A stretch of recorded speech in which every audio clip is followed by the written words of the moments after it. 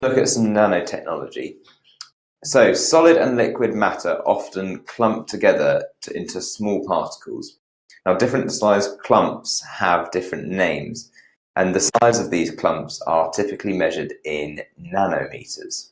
Now a nanometer is 1 × 10⁻⁹ meters. So it's really, really small, and that's where the name nanotechnology and nanoparticles come from.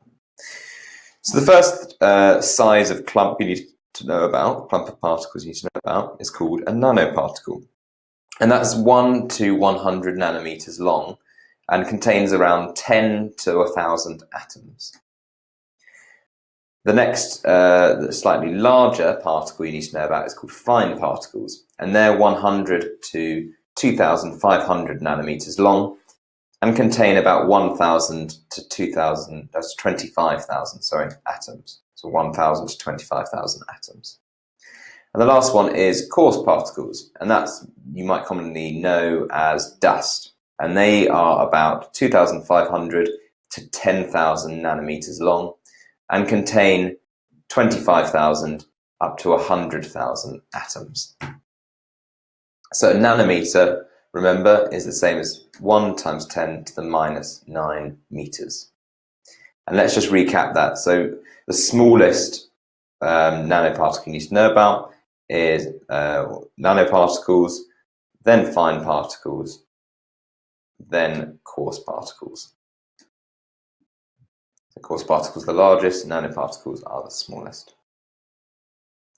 Now nanoparticles are tiny particles between 1 and 100 nanometers in length. They are larger than individual atoms, but too small to be seen with the human eye.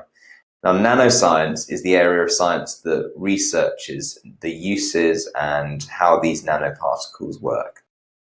And the first thing you need to know about nanoparticles is that they have a high surface area to volume ratio.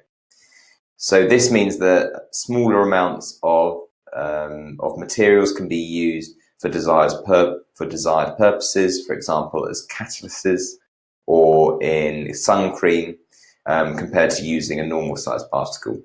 And this makes it cheaper and more efficient to use nanoparticles compared to larger particles. And some disadvantages of nanoscience is because it's a very new area of research, there's still a lot of possible disadvantages of nanoparticles that we don't yet know or understand. So, for example, we don't know the long-term effect yet of the environment or potentially on human health of nanoparticles getting into environments and also into the body. So just to recap that, as nanoscience is still a very new area of research, we don't yet know all the possible disadvantages associated with nanoparticles.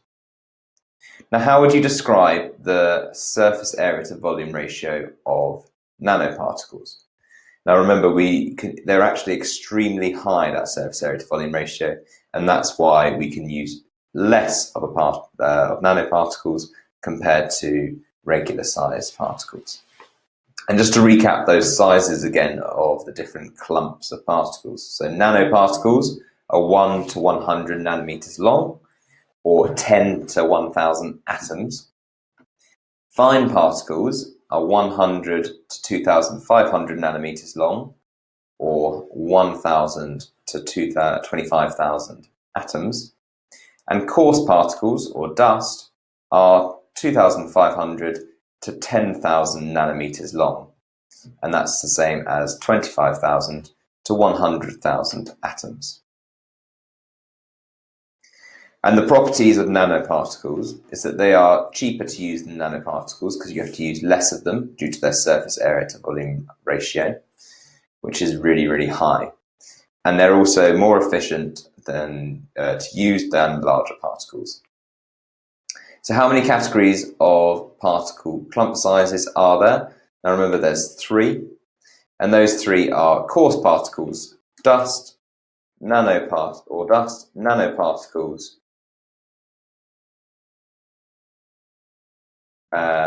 or fine particles.